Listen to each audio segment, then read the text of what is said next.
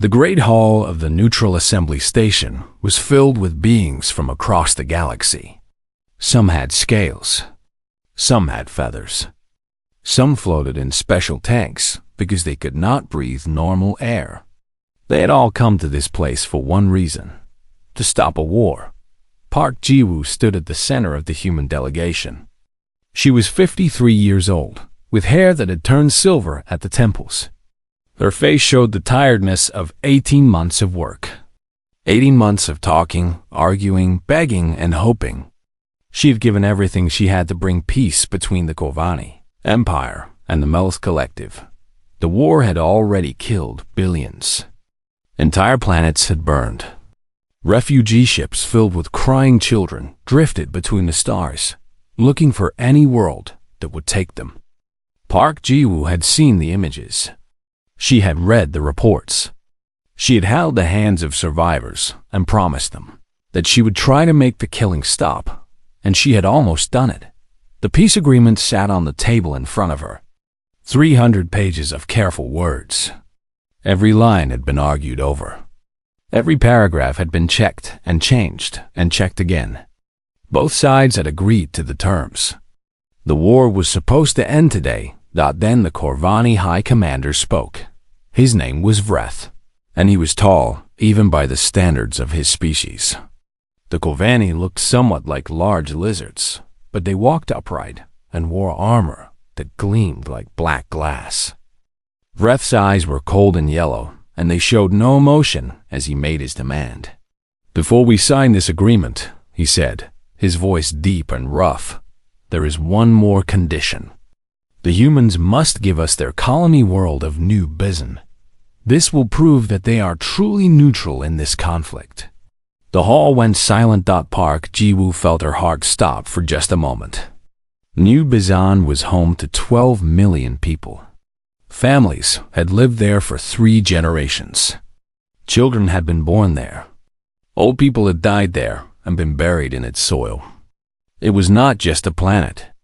It was a home. She looked around the great hall, searching for support. The Melith representatives sat in their floating chairs, their jellyfish-like bodies pulsing with soft light. They said nothing. They did not even look at her. She turned to the Veluxi, the ancient four-armed species that had welcomed humanity into the Galactic Council 60 years ago. They had called themselves humanity's friends. They had promised to guide and protect the young species as they learned the ways of galactic civilization. Counselor Prime, Yvette, the oldest and most powerful of the Veluxi, looked down at her notes. She did not speak. She did not even raise her head. Park Ji-woo understood then. She understood everything. Humanity was young. Humanity was small. Humanity had only been in space for a few hundred years, while these other species had traveled the stars for thousands. In their eyes, humans were children. Useful children, perhaps. Hard-working children. But still children, whose homes could be given away if it made the adults more comfortable. Her aide, Han Do-hyun, leaned close to her ear. He was a young man with sharp eyes and a quick mind. "Ambassador," he whispered, "we cannot accept this. But if we refuse, the peace talks will fail. Millions more will die." On her other side stood Yoon Suji, the military liaison. She was a soldier who had fought in 3 border conflicts, and her face was hard as stone. "If we give them New Bizon," she said quietly, "they will ask for more next time, and more after that. They will never stop taking from us." Park Ji-woo closed her eyes for a moment. She thought about the refugee children. She thought about the burning planets. She thought about everything she had worked for, everything she had hoped to achieve. Then she thought about the 12 million people on New Bizon who trusted their government to protect them. She opened her eyes and stood up. "Straight. I would like to ask a question," she said. Her voice was calm and clear. "In the 18 months that humanity has worked to bring peace to this conflict, we have asked for nothing. We have fed refugees from both sides. We have sent our doctors to heal the wounded. We have offered our ships to carry supplies. We have done all of this freely because we believed it was right." She paused and looked around the hall. "When the Kurvani demanded our world, I looked for someone to speak in our defense. I saw only silence. The Melith, whose people we have fed and sheltered, said nothing. The Veluxi, who called themselves our sponsors and our friends, looked away." Her voice grew harder. "We came to this place to build peace for others. We offered our time, our resources, and our good faith. We asked for no payment and no praise. And this is how we are repaid. With demands for our worlds and silence from those we called allies." She picked up her diplomatic folio and closed it. The sound was small, but in the silent hall, it seemed very loud. "Humanity withdraws from these negotiations. You may continue without us." The Kurvani High Commander laughed. It was an ugly sound. "You cannot leave," he said. "You are nothing without the Council. You are a young species with no power and no importance. If you leave, you will be forgotten within a year." Park Ji-woo looked at him. She did not smile. She did not frown. Her face showed nothing at all. "Perhaps," she said, "but I think you will find that forgetting us is not as easy as you believe." She turned and walked toward the door. Han Do-hin and Yoon Suji followed her.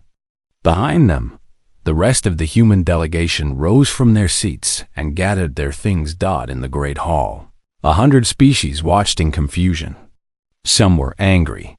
Some were worried. Some simply did not understand what they had just seen. Counselor Prime Yvette finally raised her head.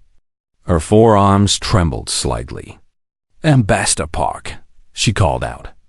"Please, let us discuss this. Surely we can find a solution that satisfies everyone." Park Ji-woo stopped at the door. She did not turn around. "You had 18 months to find such a solution," she said. "You chose silence instead. Now you will learn what that silence costs." She walked through the door and did not look back. Within 1 hour, every human had left the station. Their ships jumped to faster than light speed and vanished into the darkness between the stars. The galaxy watched and wondered what would happen next. Most believed the humans would return within a few weeks, apologizing and begging to be let back in. They were wrong. 3 months passed after the humans left the peace talks. At first, nobody worried. The Galactic Council had existed for 10,000 years. Humanity had been a member for only 60.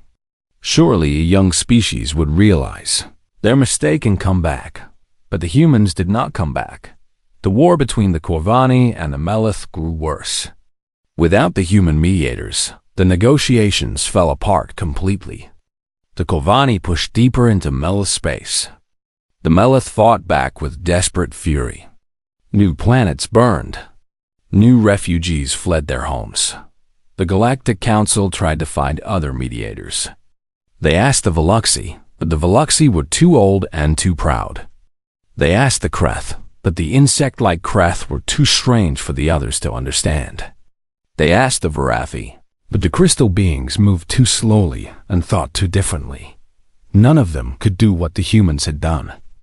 None of them had the patience, the creativity, or the simple kindness that had brought the two sides so close to peace.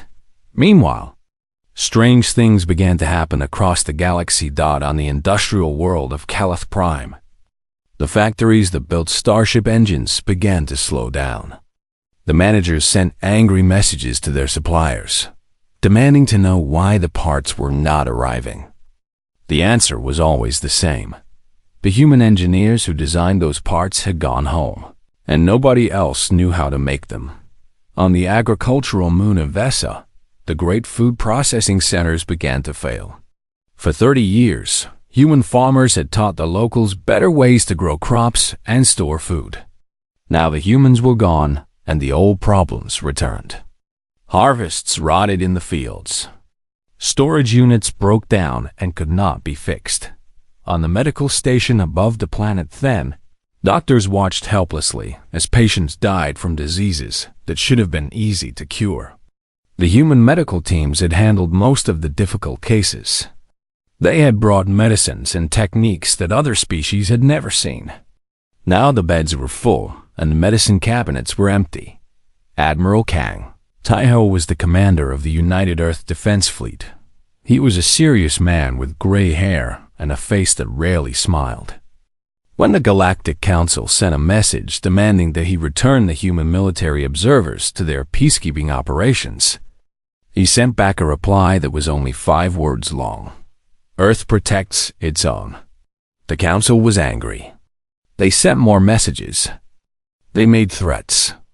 They reminded humanity that they were young and weak and needed the protection of the older species. Admiral Kang did not answer any of these messages. On the human colony of the older species. Admiral Kang did not answer any of these messages. On the human colony of humanity that they were young and he the protection of the older species. Admiral Kang did not answer any of these messages. On the human colony of Afingchu, New Geneva. A woman named Cho Yunji worked in a small office filled with computers and data screens. She was an economist, a person who studied how money and trade worked between worlds. For 3 weeks, she had been gathering information. Now she published her report. The report was simple. It listed everything that humanity contributed to the galactic economy. It counted the food they grew, the machines they built, the medicines they made, the services they provided. It calculated how many lives were saved each year by human doctors. It measured how much faster ships traveled because of human engineers. It added up the value of human art, human music, human stories. The numbers were enormous. They were so large that many people did not believe them at first, but they were true. Humanity had never asked for praise or recognition. They had simply worked. They had helped whoever needed help. They had fixed whatever was broken. They had taught whoever wanted to learn. For 60 years, they had quietly made themselves essential to the functioning of galactic civilization. And now they were gone. The Veluxy ambassador, a tall and graceful being named Sethri, requested a meeting with human leadership. She was polite. She was humble. She said that there had been a terrible misunderstanding and that the Veluxy wanted to make things right. The human government sent back a short reply. Thank you for your message. We are not accepting diplomatic meetings at this time. Sethri requested again, and again, and again. Each time, the answer was the same. On the refugee stations at the edge of Melaspace, the situation grew desperate. Millions of beings lived in crowded ships and temporary shelters. They needed food, medicine, clean water, and hope. Before, the human relief workers had provided all of these things. They had worked 20-hour days. They had given their own rations to hungry children. They had held the hands of the dying and promised that someone cared. Now the humans were gone, and the other species did not know how to fill the gap. They sent supplies, but not enough. They sent workers, but not enough. They tried their best, but their best was not enough. A young Meloth child asked one of the remaining aid workers where the humans had gone. The worker, a tired Krath with clicking mandibles, did not know how to answer.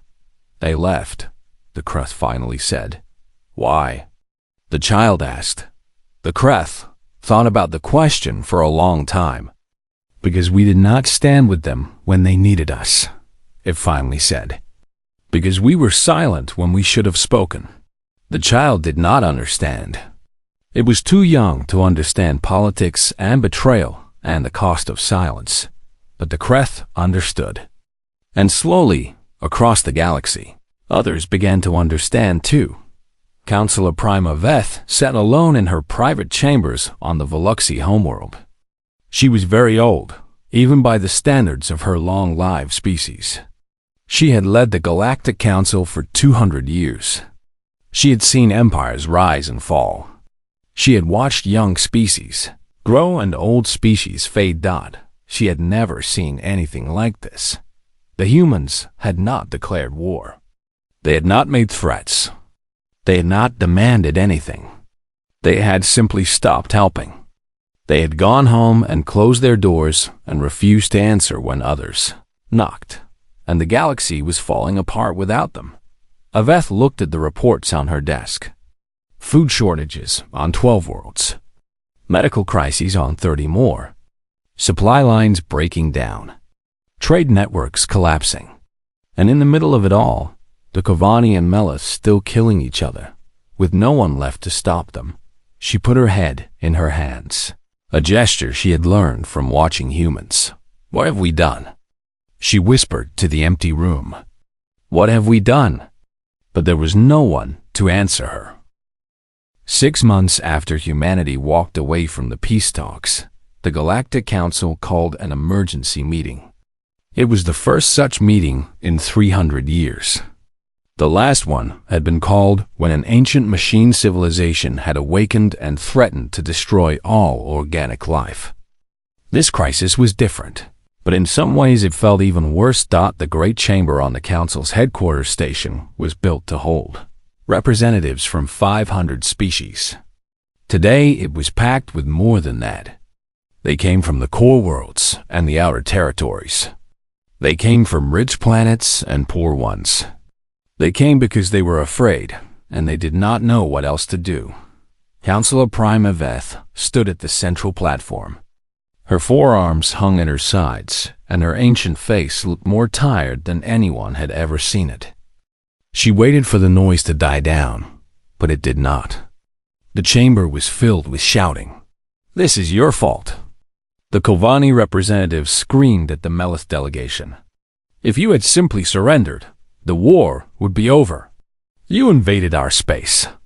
The Melith representatives shot back, their jellyfish body pulsing with angry light. "You killed our children. You burned our worlds. The humans should never have been allowed to leave," shouted a representative from the Varathi, their crystal form vibrating with frustration. "Someone should have stopped them." "How?" demanded the Kreth ambassador, her mandibles clicking rapidly.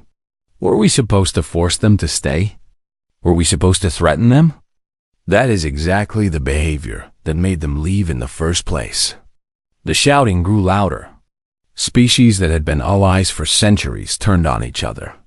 Old grievances that had been buried for generations came back to the surface. The chamber became a storm of anger and blame. Finally, Yvette raised all 4 of her arms and activated the sound dampeners. The shouting stopped, replaced by an eerie silence. "Enough," she said.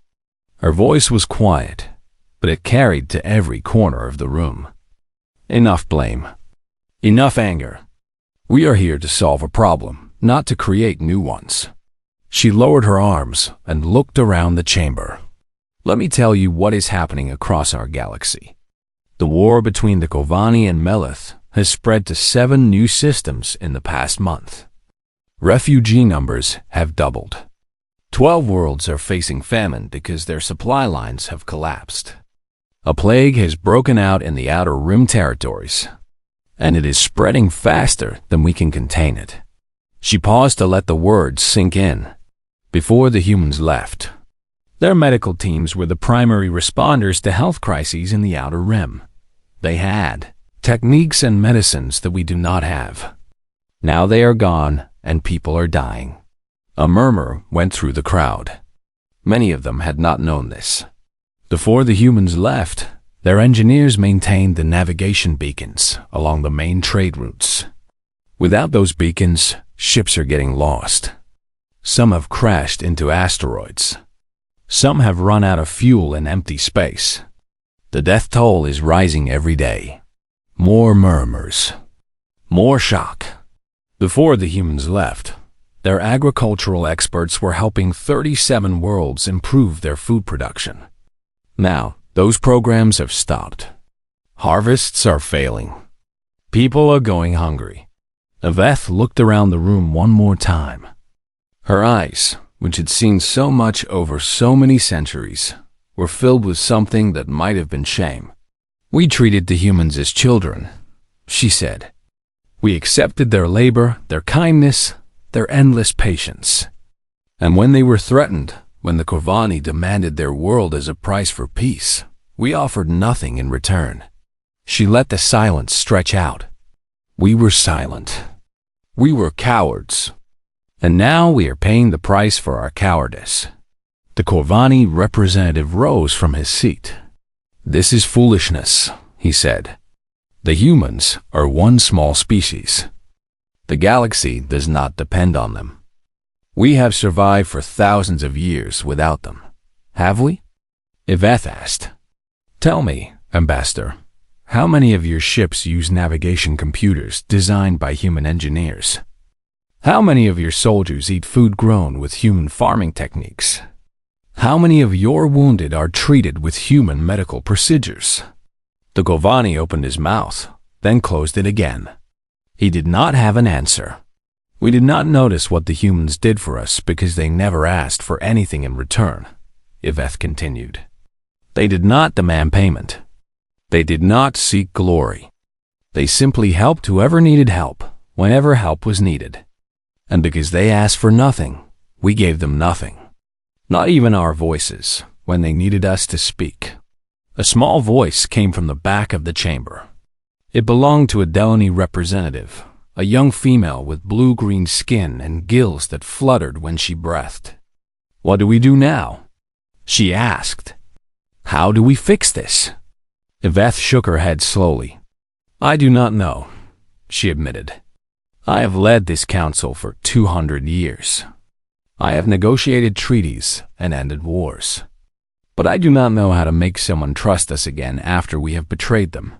Can we not simply apologize?" asked another representative. "An apology is just words," Yvette said. "The humans gave us actions.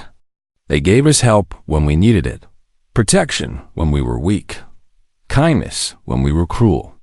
Words cannot repay that debt." The Melith representative spoke up. Their voice was soft and full of pain. "Then perhaps we should give them actions in return. Perhaps we should help them as they helped us." "How?" someone asked. "They do not need our help. Their worlds are safe. Their people are healthy. They have everything they need." "Not everything," Evie said quietly. "They do not have friends. They do not have allies who will stand beside them when they are threatened. That is what they needed from us, and that is what we failed to give." She looked around the chamber at the representatives of 100 species. Some looked ashamed.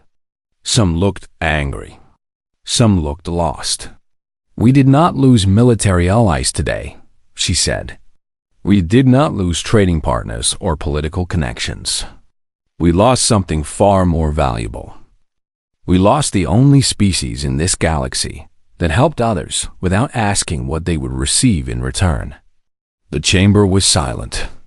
There was nothing left to say. Outside the station, the stars burned cold and bright. And somewhere among them, on a small blue planet circling an ordinary yellow sun, humanity waited to see if the galaxy would learn from its mistake. On Earth, life went on as it always had. The sun rose in the morning and set in the evening. Children went to school. Parents went to work. Old people sat in parks and watched the clouds drift by. If you did not know what was happening in the wider galaxy, you would think that nothing had changed. But things had changed. Everyone knew it. They saw it in the news reports. They heard it in the whispered conversations at dinner tables. They felt it in the strange mixture of pride and sadness that hung in the air. Humanity had walked away from the galaxy. And the galaxy was falling apart without them. Captain Bayuna commanded the patrol ship Horizon's Light. It was a small vessel, designed for watching the borders of human space rather than fighting battles. For the past 8 months, she had spent most of her time turning away ships from other species who wanted to enter human territory. Some came with demands. Some came with threats. Some came with bribes. She turned them all away. Then one day, something different appeared on her sensors. It was not a warship. It was not even a single ship. It was a fleet of civilian transports, more than 40 of them, traveling together in a loose formation. They were moving slowly, almost carefully, as if they were afraid of being seen as a threat. Yuna checked the registry codes. The ships belonged to dozens of different species: Kreth, Marathi, Delany, and many others she did not immediately recognize. They were small species, minor members of the Galactic Council, the kind of species that rarely made the news. Her communications officer looked up from her console. "Captain, they are requesting permission to approach. They say they want to talk." "Talk about what?" Yuna asked. "They say they want to apologize." Yuna frowned. In 8 months, many species had sent diplomatic messages. All of them had wanted something. None of them had offered a simple apology. "Put them on screen," she said. The main display flickered to life, showing a crowded room on one of the transport ships. It was filled with beings of all shapes and sizes. Some had scales. Some had feathers. Some were made of crystal or light or something that Yuna could not identify. They were pressed together in the small space, looking at the camera with expressions that might have been fear or hope or both. A Delany female moved to the front of the group.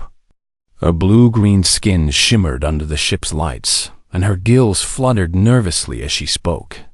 "I am Myra, representative of the Delany people," she said. "Behind me are representatives from 32 other species. We have not come on behalf of the Galactic Council. We have come for ourselves." Yuna leaned forward in her chair. "Why?" Myra looked down for a moment, as if gathering her courage. "Because we were wrong," she said. "When the Corvani demanded your world, we should have spoken. We should have stood beside you. But we were afraid. We are small species with small fleets and small voices. We told ourselves that there was nothing we could do." She looked up again, and there was something bright in her large, dark eyes. "But that was a lie. We could have spoken. We could have said that what the Corvani demanded was wrong. We could have said that humanity deserved better than silence. We did not do this, and we are ashamed." A Kreth stepped forward, its insectoid body clicking and buzzing as it moved. "The humans saved my hive world from a plague 12 years ago," it said. "They came with ships full of medicine and doctors who worked for 3 months without rest. They asked for nothing in return. Not even thanks." A crystalline Varathi drifted into view. Its voice was like the sound of wind chimes. "Human engineers helped us repair the solar collectors that power our homeworld. Without them, our people would have frozen in the long winter. They called it a favor between friends." One by one, other beings stepped forward and shared their stories. A human teacher who had come to their world and taught their children. A human doctor who had treated their sick. A human musician who had played songs that made them cry. A human diplomat who had helped them solve a conflict that had lasted for centuries. The stories went on and on. Small kindnesses and great ones. Help that was given freely, without expectation of reward. Friendship offered to those who had never known friendship before. When the last story was told, Myra spoke again. "We cannot speak for the great powers of the Council," she said. "We cannot promise that the Veluxi will change or that the Corvani will apologize.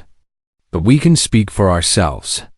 And we say, we are sorry. We failed you.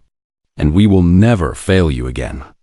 Yuna sat in silence for a long moment. She had expected many things when she took this posting. She had expected threats and demands and diplomatic games. She had not expected this. She reached for her console and sent a message to Earth. Then she waited. The reply came faster than she had expected. It was from President Moon Hedgen herself. "Let them land," the message said. "We will listen." Yuna opened a channel to the civilian fleet. You have permission to approach, she said. A course has been prepared for you. You will be met when you arrive. On the lead transport, Myra closed her eyes and let out a breath she had been holding for a very long time. The fleet made its way to Earth. They were met not by soldiers or politicians, but by ordinary people. Farmers from the agricultural regions, factory workers from the industrial cities, teachers, doctors, artists, engineers, families who brought food and offered places to sleep. The visitors stayed for 3 weeks. They talked with humans from every walk of life. They shared meals and stories. They laughed and cried together. They saw what humanity really was, not as a political power, but as a people. When they returned to their worlds, they told everyone what they had witnessed. They told them that humanity was not angry. Humanity was hurt, and hurt could be healed, but only if the healing was honest. The stories spread. From world to world, system to system, they traveled across the galaxy like ripples in a pond. And slowly, quietly, something began to change. On the great stations of the council, representatives who had been silent began to speak. They said that what had been done to humanity was wrong. They said that the galaxy had lost something precious and needed to earn it back. The old powers tried to silence them. But there were too many voices now, and they were too loud to ignore. Change was coming. Not quickly and not easily, but it was coming. And for the first time in 8 months, humanity began to hope that they would not have to stand alone forever. 1 year had passed since Ambassador Park Ji-woo walked out of the peace talks. 1 year of silence. 1 year of waiting. 1 year of change. Now she stood at the entrance of the same great hall on the neutral assembly station, looking at the doors she had walked through so long ago. Her hair was a little grayer than before. Her face showed new lines of stress and worry. But her eyes were clear and her back was straight. Han Do-hyun stood beside her, just as he had 1 year ago. Are you ready? He asked quietly. Park Ji-woo smiled, just a little. I was ready the day we left. I have been waiting for them to become ready too. She pushed open the doors and walked inside. The hall was different now. Before, only the great powers had sat at the main tables, with the smaller species pushed to the edges. Now the seating had been rearranged. Representatives from 47 different species sat together in a great circle, all at the same level, all facing the center. They rose when Park Ji-woo entered. Not just the humans who followed her. All of them. Every single being in the room stood up to show their respect. That it was a gesture she had never seen in galactic politics. It was something new. Park Ji-woo walked to the center of the circle and looked around at the faces watching her. She saw Myra, the Delani representative who had led the first apology delegation to Earth. She saw the Kreth ambassador, clicking nervously. She saw Varathi and dozens of other species who had signed the new covenant of mutual respect. And she saw Counselor Primaveth, older and more tired than ever, standing among the others instead of above them. 1 year ago, Park Ji-woo began. I stood in this room and watched as the galaxy demanded our world and offered us silence in return. 1 year ago, I made a choice that many thought was foolish. I chose to walk away. She paused and let her eyes move around the circle. Walking away was the hardest thing I have ever done.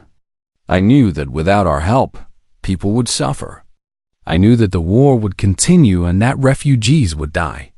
I knew that medicine would not reach those who needed it, and that food would not reach those who were hungry. Her voice grew softer. Every day of this past year, I have thought about those people. I have wondered if I made the right choice. I have asked myself if the price was too high. She stood straighter. But I also knew something else. I knew that if we stayed, if we continued to give and give while receiving nothing but contempt in return, we would eventually have nothing left to give. I knew that kindness without boundaries becomes weakness. I knew that friendship without respect becomes servitude. She looked directly at Yvette. We did not leave to punish you. We left because we had to show you what you would lose. Not military strength. Not economic power. Not political influence. Just us. Just people who wanted to help. Yvette stepped forward. Her movements were slow and careful, her ancient body showing every one of her centuries. But her voice was steady when she spoke. For 200 years, I have led this council, she said. I have believed that wisdom came with age, and that power came with strength. I have looked at younger species and seen children who needed to be guided and protected. She lowered her head. I was wrong. Wisdom is not about age. It is about knowing when to listen, when to speak, and when to admit your mistakes. The humans taught me this lesson. They taught all of us. She extended one of her 4 hands toward Park Ji-woo. I cannot undo what was done. I cannot bring back the lives that were lost during the year of your absence. But I can promise, here before everyone, that we will never again be silent when our friends need us. This is the oath of the Veluxi people. We will honor it until the stars grow cold. Park Ji-woo took her hand. The gesture was simple, but its meaning was enormous. A new voice spoke from across the circle. It belonged to a young Kurvani officer named Talvin. He wore no armor, only simple clothes that showed he came in peace. I speak for my people, he said. The one who demanded your world is no longer in power. He was removed by those who saw the destruction his arrogance had caused. We do not ask for forgiveness. We know we have not earned it.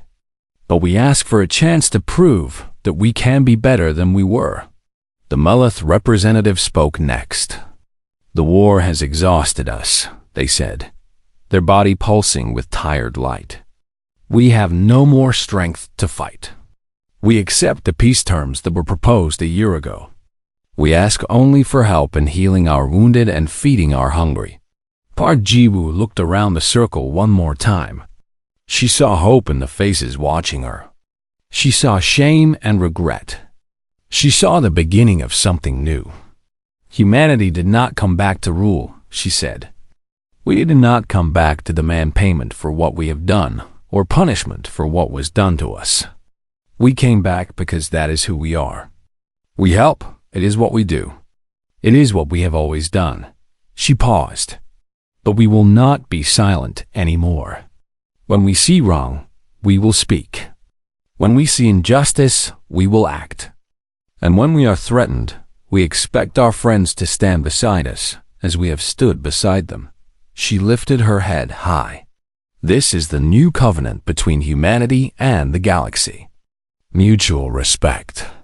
Mutual protection. Mutual care. Not because we are powerful, but because it is right.